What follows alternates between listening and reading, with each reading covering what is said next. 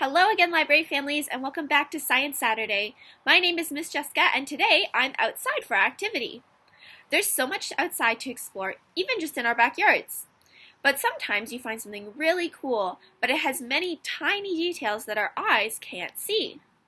Scientists use a microscope, just like this one, to see tiny details on objects.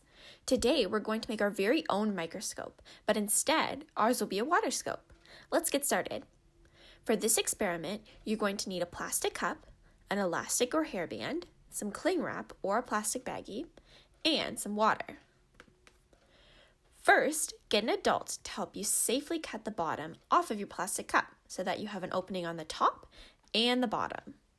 Then, we're going to take some saran wrap or your plastic baggie and place it over the top of the cup. Use an elastic to secure it to the cup. Then we're going to flip the cup back over so that the saran wrap is on the bottom. And lastly, we're going to pour in a little bit of water into our cup. And now our waterscope is all set to use. I challenge you to head outside and find 3 interesting objects in your backyard that you'd like to explore more with your waterscope. All you have to do is take your waterscope and hold it above the object, and then the water will magnify all the tiny details for you.